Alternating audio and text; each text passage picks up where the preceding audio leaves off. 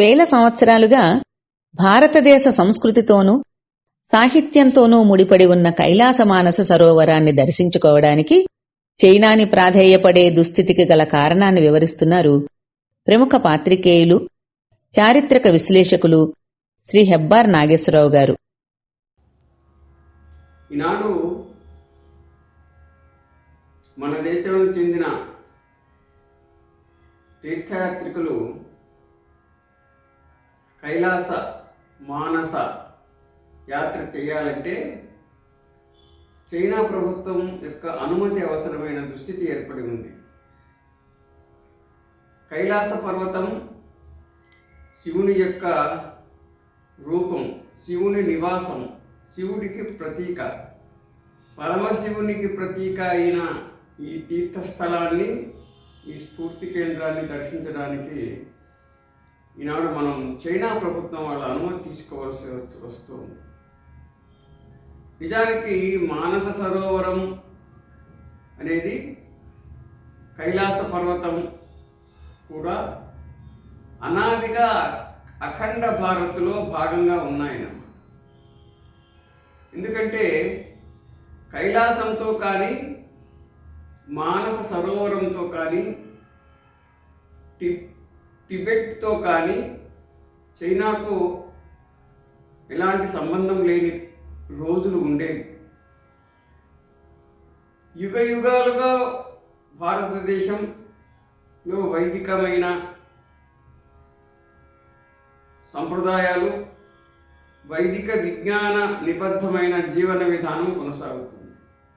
ఈ వైదిక విజ్ఞాన నిబద్ధమైన జీవనానికి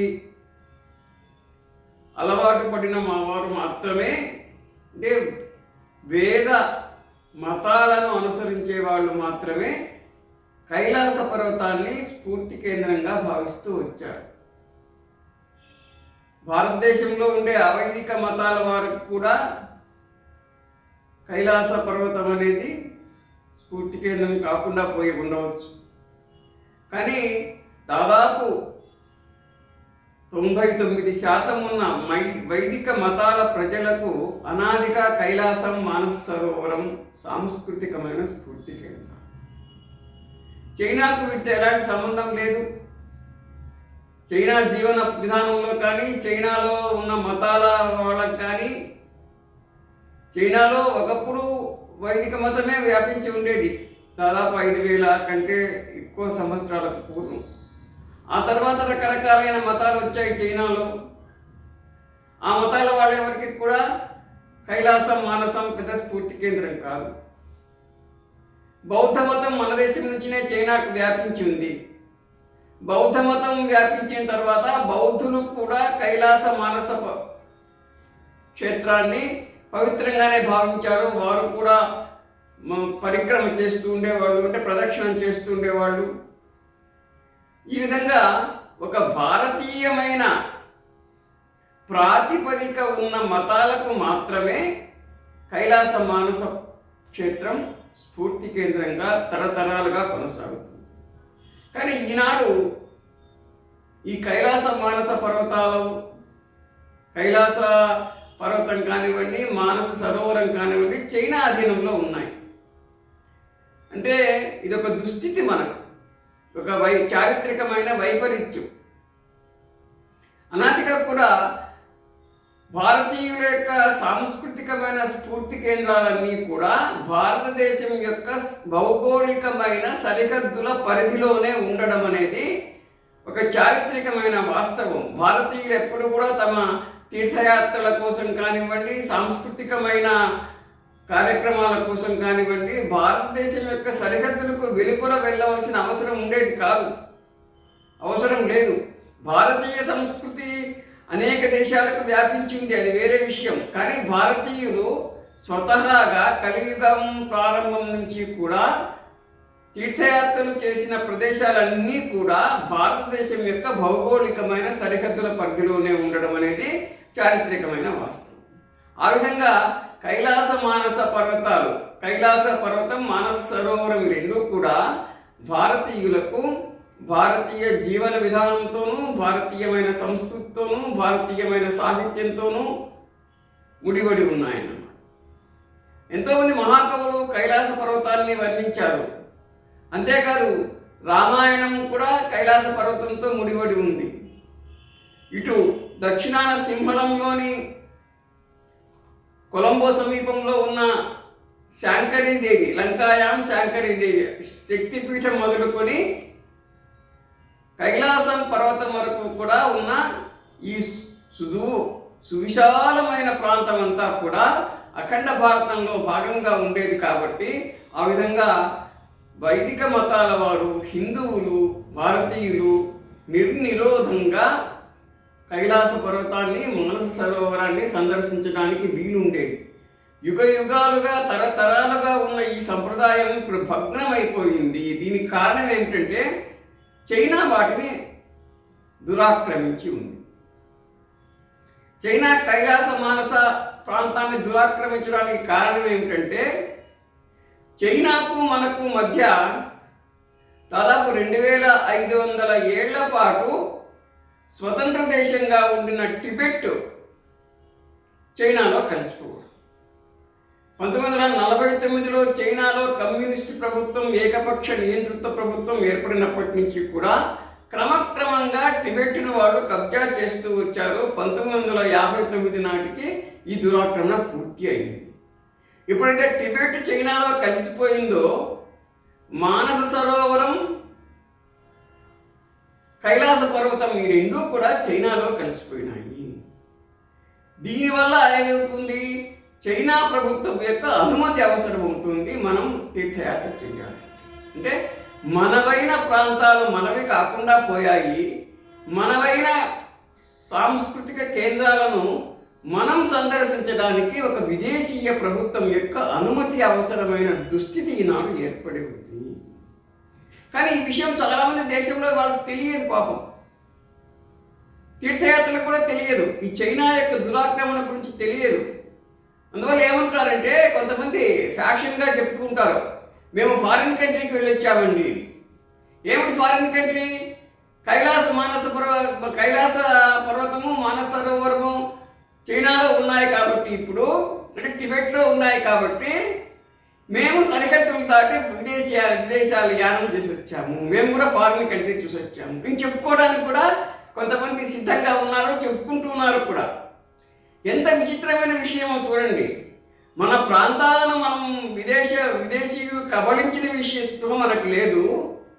మన ప్రాంతాలను, మన సాంస్కృతిక కేంద్రాలను సందర్శించడానికి చైనా యొక్క అనుమతి మనకు తీసుకోవాల్సిన దుస్థితి ఏర్పడింది. దీని పట్ల కూడా అవగాహన లేదు. కానీ మేము విదేశాలకు పోయి ఇచ్చామని చెప్పుకోవడానికి మొత్తం ఈనాడు కొంతమంది తీర్థయాత్రికులు కూడా ఆ విధంగా ప్రయత్నం చేస్తున్నారు. అయితే దీనికి నేపథ్యం ఏమిటంటే కైలాస మానస పర్వతాలు, కైలాస ప్రాంతము, మానస సరోవరము, కైలాస పర్వతము రెండు పక్క పక్కనే ఉన్నాయి. ఈ రెండు కూడా 2500 ఏళ్లుగా భారతదేశంలో ఉన్నాయి. అంటే టిబెట్లో లేవు, ఇవి భారతదేశంలో ఉన్నాయి. అంటే 2500 ఏళ్లకు పూర్వం, అంటే కలియుగం ప్రారంభం నాటికి టిబెట్ మన దేశంలో భాగంగా ఉండేది. దాన్ని త్రివిష్టపం అనేవాళ్ళు.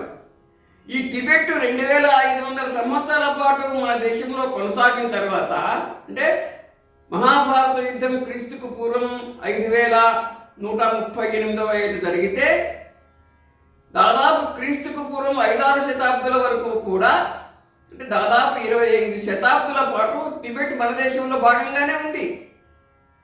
అప్పుడు సమస్య లేదు కైలాస మానస క్షేత్రాలను సందర్శించడానికి. ఆ తర్వాత టిబెట్ క్రమంగా దూరంగా జరిగి స్వతంత్ర దేశంగా ఏర్పడింది. ఇలా స్వతంత్ర దేశంగా టిబెట్ ఏర్పడే నాటికి కైలాస మానస ప్రాంతాలు భారతదేశంలో ఉన్నాయి. అంటే టిబెట్ కాని భారతదేశంలో ఉన్నాయి. ఎలా ఎందుకున్నాయంటే సహజమైన సరిహద్దును గుర్తించారన్నమాట. మానస సరోవర ప్రాంతంలో పుడుతున్న బ్రహ్మపుత్ర నది తూర్పుగా ప్రవహిస్తుంది. ఈ బ్రహ్మపుత్ర నదికి ఉత్తరంగా టిబెట్టు, దక్షిణంగా మన దేశం భారతదేశం ఉండేవన్నమాట. అలాగే సింధు నది పడమరగా ప్రవహిస్తూ ఉంది. ఈ సింధు నదికి ఉత్తరంగా ఉన్నది, తూర్పుగా ఉన్న ప్రాంతం మాత్రమే టిబెట్గా గుర్తించారు అక్కడ మానస సరోవరం దగ్గర. తర్వాత మొత్తం సింధు నది జమ్మూ కాశ్మీర్లో లడఖ్లోకి వచ్చేస్తుంది. ఆ విధంగా మానస సరోవర ప్రాంతంలో సహజమైన సరిహద్దు ఏమిటి అంటే సింధు నదికి, బ్రహ్మపుత్ర నదికి దక్షిణంగా ఉన్న ప్రాంతం అఖండ భారతం, ఉత్తరంగా ఉన్న ప్రాంతం త్రివిష్టపం అంటే టిబెట్గా ఏర్పడ్డాయి. ఇలా ఏర్పడిన దానివల్ల త్రివిష్టప ప్రజలు కూడా ఇక్కడికి వచ్చి కైలాస మానస ప్రాంతాలకు వచ్చి నిర్విరోధంగా అంటే ఎలాంటి అనుమతి లేకుండా వాళ్ళు కూడా పూజలు చేసుకునేవాళ్ళు, వాళ్ళు కూడా తీర్థయాత్రలు చేసుకునేవాళ్ళు. మన దేశంలో ఉంది కాబట్టి ఇది కైలాస మానస ప్రాంతాలు, మనం కూడా వాళ్ళు కూడా నిర్విరోధంగా తీర్థయాత్రలు చేసుకోవడానికి వీలుంది. అయితే క్రీస్తు శకం 1846 సంవత్సరంలో అప్పుడు మన దేశాన్ని కబ్జా చేసి ఉండిన, దురాక్రమించి ఉండిన ఈస్ట్ ఇండియా కంపెనీ, బ్రిటన్కి చెందిన ఈస్ట్ ఇండియా కంపెనీ వాళ్ళు అప్పుడు మన దేశంపై పెత్తనం చెలాయిస్తూ ఉన్నారు. అప్పటికి అంటే దాదాపు ప్లాసీ యుద్ధం జరిగిన తర్వాత క్రీస్తు శకం 1757లో ఈ ఈస్ట్ ఇండియా కంపెనీ యొక్క పెత్తనం మన దేశం మీద ధ్రువపడింది.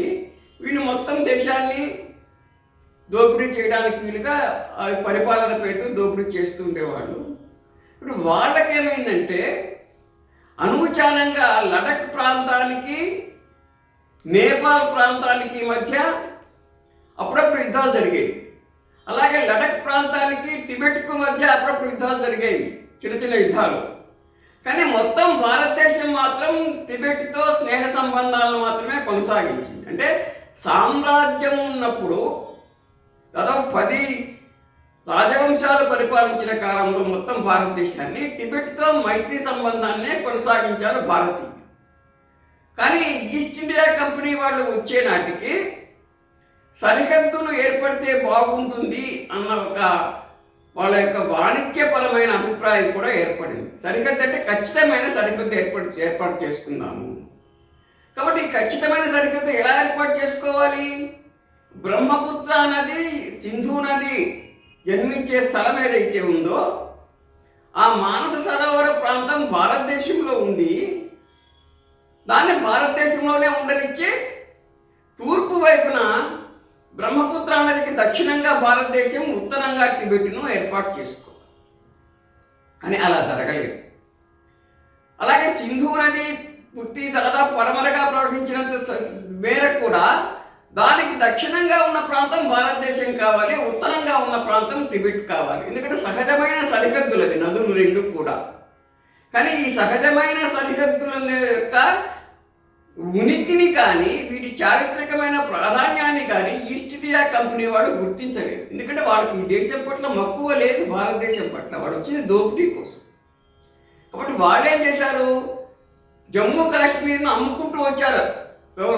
ఎవరికంటే వాళ్ళు ఒక రాజు కమ్మేది, మళ్ళీ ఇంకొక పరిపాలకుడు కమ్మేది, ఇంకొకరు కమ్మేది. ఇలాగా భూభాగాన్ని, భారతదేశం యొక్క భూభాగాలను అమ్ముకునే సంప్రదాయం కూడా ఈస్ట్ ఇండియా కంపెనీ వాళ్ళు ప్రవేశపెట్టారు. ఇలా అమ్మకాలు చేస్తున్న తరుణంలోనే జమ్మూ కాశ్మీర్కు, అంటే లడఖ్తో కూడిన జమ్మూ కాశ్మీర్కును టిబెట్కు మధ్య వాళ్ళు సరిహద్దు ఏర్పాటు చేద్దామనుకొని ప్రయత్నాలు చేశారు, చర్చలు జరిపారు. ఆ చర్చల్లో ఏం చేశారంటే ధారాళంగా వదిలిపెట్టేశారు. భారతదేశంలో ఉండే భూభాగాలన్నింటినీ కూడా టిబెట్లోకి వదిలిపెట్టేశారు. అంటే లడఖ్ ఆ రోజుల్లో అప్పటి వరకు కూడా కైలాస మానస ప్రాంతం వరకు కూడా విస్తరించి ఉండేది లడఖ్ యొక్క భౌగోళికమైన పరిధి. అలాగే నేపాల్ పైభాగంలో కూడా, భూటాన్ పైభాగంలో కూడా, ఇప్పుడున్న అరుణాచల్, అస్సాం పైభాగంలో కూడా బ్రహ్మపుత్ర నది వరకు కూడా భారత భూభాగంగా ఉండేది. అయితే ఆ రోజుల్లో రాజకీయమైన సరిహద్దుల కంటే కూడా సాంస్కృతికమైన సంబంధాలకు ప్రాధాన్యం ఎక్కువగా ఉండేది. కాబట్టి ఈ రాజకీయ సరిహద్దులని, భౌగోళికమైన సరిహద్దుల్ని భారతీయులు కానీ, త్రివిష్టపవాసులు కానీ, టిబెట్ ప్రజలు కానీ పెద్దగా పట్టించుకోలేదు. ఎందుకంటే మైత్రి సంబంధాలు కొనసాగుతున్నాయి. వాడు ఇటు రావచ్చు, ఇటు వాడు అటు పోవచ్చు. కాబట్టి ఎప్పుడైతే ఈస్ట్ ఇండియా కంపెనీ వాడు టిబెట్తో ఒప్పందం కుదుర్చుకొని పశ్చిమ ప్రాంతంలో అంటే ఇప్పుడున్న జమ్మూ కాశ్మీర్, హిమాచల్ ప్రదేశ్, ఉత్తరాఖండ్ ఈ ప్రాంతం వరకు సరిహద్దులు ఎప్పుడైతే నిర్ణయించుకున్నారో టిబెట్తో, ఆ నిర్ణయం చేసుకున్నప్పుడు టిబెట్కు ఈ మానస సరోవర ప్రాంతాన్ని వదిలిపెట్టేశారు, కైలాస ప్రాంతాన్ని వదిలిపెట్టేశారు. అంతేకాకుండా సింధు నదికి దక్షిణంగా ఉన్న అనేక భూభాగాలను కూడా టిబెట్లోకి కలిపేశారు.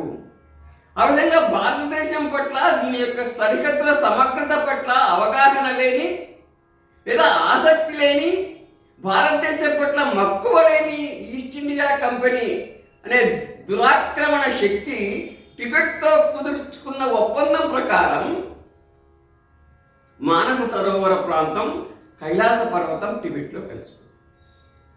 అదేవిధంగా తూర్పు ప్రాంతంలో భూటాన్ నుంచి అరుణాచల్ ప్రదేశ్ వరకు కూడా ఆ తర్వాత సరిహద్దుని ఏర్పాటు చేసుకున్నారు. ఒక 1846లో క్రీస్తకం 1846లో ఈ లడఖ్కును టిబెట్కు మధ్య సరిహద్దు రేఖ ఏర్పరచుకున్న తర్వాత 1914లో అంటే అప్పటికి ఈస్ట్ ఇండియా కంపెనీ పోయింది, బ్రిటన్ ప్రభుత్వమే మన దేశాన్ని దురాక్రమించి పరిపాలిస్తూ ఉంది. ఆ సమయంలో తూర్పు ప్రాంతంలో కూడా సరిహద్దును ఏర్పాటు చేసుకున్నారు. అలా సరిహద్దును ఏర్పాటు చేసుకున్నప్పుడు కూడా బ్రహ్మపుత్ర నది వరకు ఉండవలసిన మన సరిహద్దును, బ్రహ్మపుత్రాన్ని మొత్తాన్ని టిబెట్లోనే కలిపేసి దానికంటే దక్షిణంగా సరిహద్దును ఏర్పాటు చేసుకున్నారు. దాన్నే మెక్మాహన్ రేఖ అంటారు. భూటాన్ తూర్పు నుంచి అరుణాచల్ ప్రదేశ్, బర్మా వరకు విస్తరించిన తూర్పు విభాగపు సరిహద్దు పేరు మెక్మాహన్ రేఖ. ఆ మెక్మాహన్ అనేవాడు బ్రిటన్ తరఫున ఆ చర్చల్లో పాల్గొన్నాడు కాబట్టి అతని పేరుతో ఆ రేఖ పేరు ఏర్పడింది. అప్పుడు వాడు మన దేశాన్ని పరిపాలిస్తున్నారు కాబట్టి భారతదేశం తరఫున బ్రిటన్ వాళ్ళే ప్రాతినిధ్యం వహించారు. టిబెట్కు, భారతదేశానికి, చైనాకు మధ్య ఒప్పందం కుదిరింది. ఆ ఒప్పందం ప్రకారం కూడా ఈ విధంగా మెక్మోహన్ రేఖ తూర్పున ఏర్పడింది. పశ్చిమ ప్రాంతాన్ని అంతకుముందే 1846లో సరిహద్దు ఏర్పడింది. ఈ రెండు సరిహద్దులు ఏర్పడిన కారణంగా కైలాస మానస ప్రాంతాలు టిబెట్లే కలిసిపోయినాయి. అయితే సహజంగా బ్రహ్మపుత్ర నది వరకు ఉండవలసిన భారత భూభాగం దక్షిణంగా జరిగి వచ్చింది. అంటే టిబెట్ దక్షిణంగా జరిగింది, బ్రహ్మపుత్రకు దక్షిణంగా జరిగింది. అలాగే సింధు నదికి పశ్చిమంగా జరిగింది, సింధు నదికి దక్షిణంగా కూడా జరిగిందండి. అయితే టిబెట్ స్వాతంత్ర దేశంగా ఉంది. స్వతంత్ర దేశంగా టిబెట్ ఎంతకాలం కొనసాగిందో అంతకాలం కూడా మనకు ఎలాంటి సమస్య కూడా రాలేదు. అంటే ఒక భారతదేశం యొక్క స్ఫూర్తి కేంద్రం ఒకటి టిబెట్లో కలిసిపోవడం అనేది ఒక చారిత్రకమైన వైపరీత్యం. అయితే టిబెట్ కూడా ఒకప్పుడు భారతదేశంలోనే ఉంది. టిబెట్ రాజకీయంగా స్వతంత్ర దేశం అయినప్పటికీ కూడా భారతీయమైన సంస్కృతి అక్కడ కొనసాగుతుంది, ఇప్పుడు కూడా కొనసాగుతుంది, అప్పటికే కొనసాగుతుండేది. కాబట్టి టిబెట్లో కలిసినందువల్ల భారతీయ భూభాగాలు కొన్ని పెద్ద సమస్యగా ఏర్పడలేదు. క్రీస్తు శకం 1949 వరకు కూడా నిర్నిరోధంగా భారతీయులు కైలాస మానస ప్రాంతాన్ని సందర్శించేవాళ్ళు, కైలాస మానస సరోవరంలో పరిక్రమం చేసేవాళ్ళు, పూజలు చేసుకునేవాళ్ళు, తిరిగి వస్తూ ఉండేవాళ్ళు. అలాగే టిబెట్ వాళ్ళు కూడా చేస్తూ ఉండేవాళ్ళు. కాబట్టి ఎప్పుడైతే ఈ బ్రహ్మపుత్ర నదికి వరకు ఉండవలసిన మన సరిహద్దు దక్షిణంగా జరిగిందో, అలాగే సింధు ప్రాంతంకు, సింధు నదికి కూడా దక్షిణంగా జరిగిందో, అప్పటి నుంచి సమస్యకు అంకురార్పణ జరిగింది. ఈ సమస్య అంకురార్పణ అనేది మహా విషవృక్షంగా ఎప్పుడు తయారైంది అంటే చైనా వాళ్ళు వచ్చి 1949లో ఎప్పుడైతే దురాక్రమణ చేశారో అప్పటి నుంచి కూడా టిబెట్తో పాటు కైలాస మానస ప్రాంతాలు కూడా చైనా యొక్క దురాక్రమణలో కొనసాగుతున్నాయి. కాబట్టి ఆ దురాక్రమణ ఎంతకాలం కొనసాగుతుందో అంతకాలం కూడా మన దేశం వాళ్ళు అప్పుడు తీర్థయాత్రకు పోవాలంటే చైనా అనుమతి అవసరం అవుతుంది. అటువంటి దుస్థితి ఈనాడు మనకు దాపురించి ఉంది. ఈ దుస్థితి నుంచి ఎప్పుడు విముక్తి కలుగుతుంది అనేది వేచి చూడవలసిన విషయం. ఎప్పుడైతే టిబెట్ మళ్ళీ స్వాతంత్ర దేశంగా కొనసాగుతుందో, ఎప్పుడైతే టిబెట్ దేశం మళ్ళీ స్వాతంత్రాన్ని పొందుతుందో, టిబెట్ మళ్ళీ స్వతంత్ర దేశంగా అవతరించింది అనుకోండి, అసలు చైనాకు మనకు సరిహద్దే ఉండదు. అప్పుడు మళ్ళీ మనం నిర్నిరోధంగా కైలాస మానస ప్రాంతాలకు వెళ్ళి రావచ్చు, వెళ్ళడానికి వీలుంటుంది. కాబట్టి ఆ శుభగా గడియ ఎప్పుడు వస్తుందా అని ఎదురు చూడవలసిన సమయం ఎప్పుడు. భారత్ మాతాకి జై.